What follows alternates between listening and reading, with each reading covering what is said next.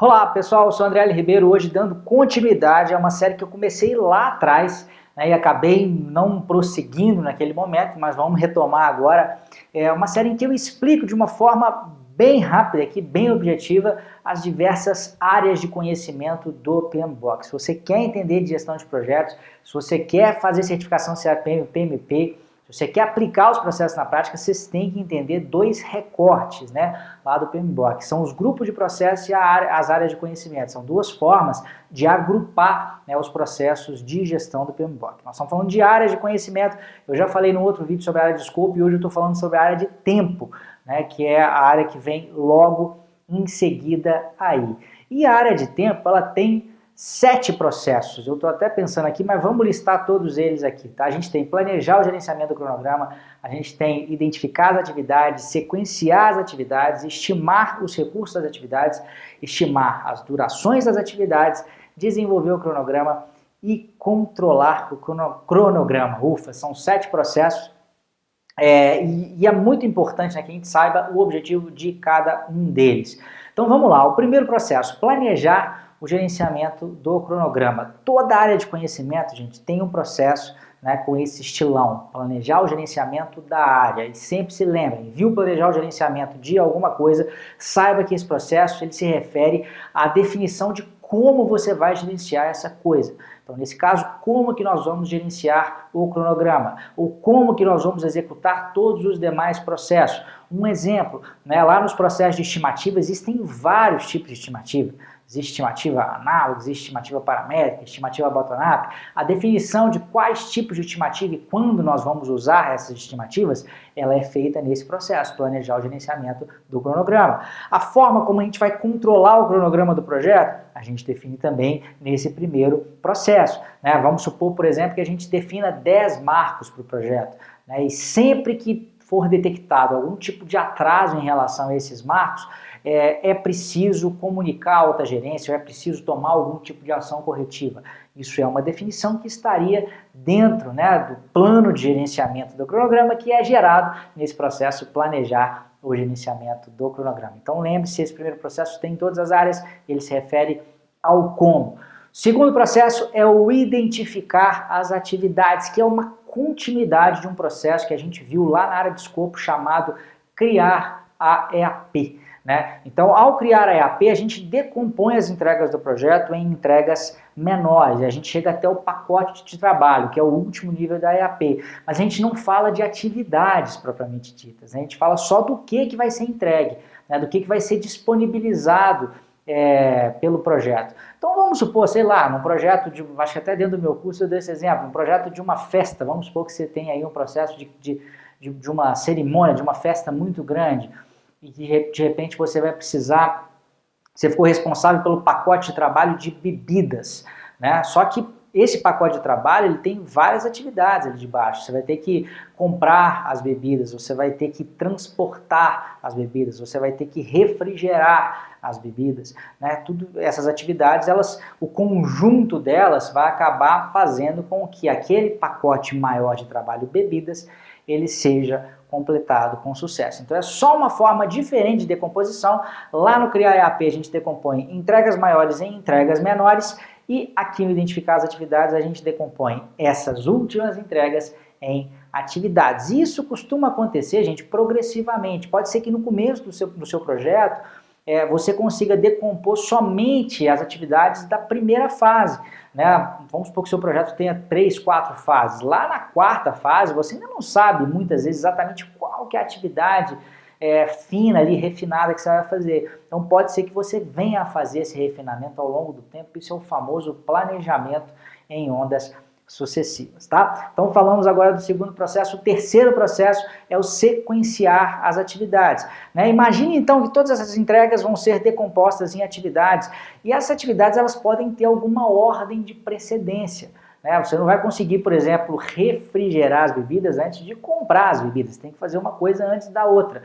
E você colocar essas relações explicitamente no seu cronograma te ajuda muitas vezes a enxergar, né, qual que vai ser a extensão do projeto. Né? Porque pensa bem, vamos pensar um exemplo simples aqui. Vamos supor que para fazer a compra, né? Estou imaginando que a gente está falando de uma festa muito grande. Para fazer a compra das bebidas, você vai demorar 2 dias. E para fazer a refrigeração das bebidas, você vai demorar 1 dia. E uma depende da outra. Então você já tem 3 dias aí no seu projeto. Você não pode fazer essas coisas em paralelo. Então o sequenciamento serve justamente para deixar explícito essas relações. E repare que ela pode acontecer, né, entre atividades que não estão ligadas ao mesmo pacote de trabalho. Não tem nada a ver. Pode ser que tenha uma outra atividade lá de um outro pacote que seja sequenciada com uma, né, de um pacote que foi decomposto de uma outra forma, tá bom? Quarto processo e o quinto, eles lidam com coisas muito parecidas, que são as estimativas, né? O quarto é estimar os recursos das atividades e o quinto é estimar as durações das atividades. Percebam que são coisas que têm relação, mas são coisas distintas, né? Vamos supor, por exemplo, que eu tenha que construir uma parede, essa seja a minha atividade, né? Para construir essa parede eu vou precisar de recursos humanos, eu vou precisar de pessoas, né, de pedreiros trabalhando ali, eu vou precisar de insumos, vou precisar do cimento, do tijolo, e dependendo da parede pode até ser que eu precise de algum equipamento. E de acordo com esses insumos que eu tenho, eu vou conseguir também determinar a duração dessa atividade. E uma coisa tem a ver com a outra, né? Se eu coloco 3 pedreiros trabalhando, eu vou demorar menos tempo do que se eu colocar um pedreiro só, tá? Então esses dois processos aí são bastante agrupados, aglutinados, um depende muito do outro. Em termos de sequenciamento, o estimar os recursos vem primeiro, mas em alguns casos específicos pode até ser que você já tenha a duração definida antes de definir os recursos, em especial quando você tem algum tipo de restrição ou de reunião, né? Sei lá, você tem uma reunião, você tem um evento dentro do projeto aí, né, para poder fazer, sei lá, a apresentação de algumas partes do projeto. Isso vai demorar 2 dias, por exemplo. Vamos supor que seja um evento muito grande, um projeto muito grande. Independente da quantidade de pessoas que vai participar, você já definiu ali que o evento como um todo dura 2 dias, ou uma reunião específica vai durar 2 horas, a despeito de quantas pessoas participam. Mas, de modo geral, a regra básica é primeiro estimar os recursos para depois estimar as durações. O último processo do planejamento, até então a gente só falou de coisas de planejamento, né? Falamos aí de 5 processos. O sexto processo, que também é de planejamento, é o desenvolver o cronograma. E muitas vezes as pessoas têm até uma certa dúvida do para que serve esse processo. Porque olha só, se eu já identifiquei a atividade, se eu já sequenciei as atividades, se eu já estimei duração, eu estimei recursos para essas atividades, teoricamente eu já tenho um cronograma pronto, está tudo sequenciado, as durações estão colocadas lá, não sobra mais nada para eu fazer. Por que eu preciso de um outro processo chamado desenvolver o cronograma? É porque a vida não é fácil, né, gente? Então, muitas vezes a gente vai fazer tudo isso bonitinho, esse modelo do cronograma, bacaninha, e a gente vai chegar à conclusão que ele não atende a uma determinada restrição do projeto.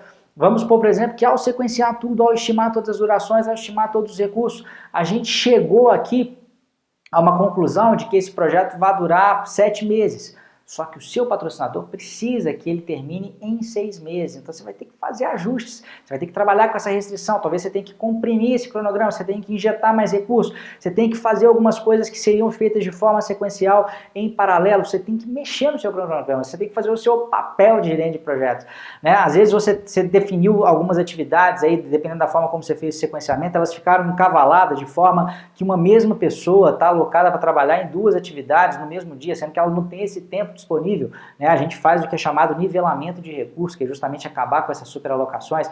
Então, desenvolver o cronograma basicamente é isso, é resolver esses problemas que aparecem aí, tanto de uma restrição que de repente não foi atendida, quanto os problemas aí de superalocação. E um outro problema comum também é de uma certa heterogeneidade, né, nos recursos. O que significa isso, né? Significa, por exemplo, no primeiro mês de projeto você precisa de 3 pessoas, no segundo mês você precisa de 10 pessoas, no terceiro mês você precisa de 2 pessoas. Então você fica esse sobe e desce de recursos que pode não ser muito bom, você pode aplicar o nivelamento de recursos, isso também está dentro do processo de desenvolver o cronograma. E aí a gente encerra então, dentro da área, né, de tempo aqui, a gente encerra os processos do grupo de planejamento. E a gente tem também um último processo que é do grupo de monitoramento e controle, que é o controlar o cronograma, que é um processo também que tem o mesmo jeitão aí em várias áreas de conhecimento, né? Lá no controlar o escopo, se você já viu meu vídeo que fala desse assunto, eu comentei que o controlar escopo, o que ele faz? Basicamente, ele monitora se aquilo que foi definido para o projeto é o que está sendo feito mesmo, né? E ao mesmo tempo controla as mudanças no escopo do projeto. O controlar o cronograma é a mesma coisa. Ele controla se os prazos estão sendo cumpridos, então o gerente, até o determinado momento, eu já deveria ter entregue isto, né? Ele vai controlar se isso está acontecendo, ou se já está tendo algum tipo de atraso, e também caso haja necessidade de processar alguma mudança, né? De repente o seu patrocinador, no meio do projeto, ele pede uma redução de prazo, né? Você tem que rodar o famoso processo controle integrado de mudanças. Isso acontece por meio do controlar o cronograma. Então, controlar o cronograma chama o controle integrado de mudanças, em que você vai rodar uma série de etapas aí, né? Vai avaliar os impactos dessa mudança, vai propor ações alternativas, vai conseguir as aprovações devidas e vai atualizar o seu cronograma e o seu plano de projeto como um todo, tá? Gente, esse é um resumo muito rápido, mas o que eu quero é dar essa ideia geral, o que eu quero é começar a incutir na cabeça de vocês aí qual que é o objetivo, qual que é a essência, qual que é a função de cada um desses processos, porque seja para a sua vida prática ou seja para passar nos exames de certificação, você precisa de ter isso na ponta da língua, tá? As questões lá do exame, seja o CAPM ou PMP, algumas já pedem conhecimentos a respeito desses processos diretamente, ou às vezes mesmo indiretamente, você precisa de ter esse conhecimento para responder alguma questão situacional. O fato é que não dá para ir para as provas sem ter uma visão muito clara de para que serve cada um desses processos, e é exatamente por causa disso que a gente vai continuar essa série. Eu vou estar falando das outras áreas de conhecimento também em próximos vídeos. Se você quiser continuar recebendo esses vídeos, inclusive no seu e-mail, cadastre-se aí na nossa lista VIP, né? A gente vai estar mandando para você semanalmente, mas eu sugiro também fortemente que você assine nosso canal se você estiver nos assistindo no YouTube e que você dê um like na nossa página se você estiver nos assistindo no Facebook. E também tem podcast, tá? No podcast lá no iTunes, ele se chama Projetos Cast. Você acaba tendo acesso a todos esses recursos por lá também, esses vídeos que a gente transforma em áudio e fica bacana para você ouvir aí indo para o trabalho, na academia, etc, etc, etc. Tchau, tchau, até o próximo vídeo. Grande abraço.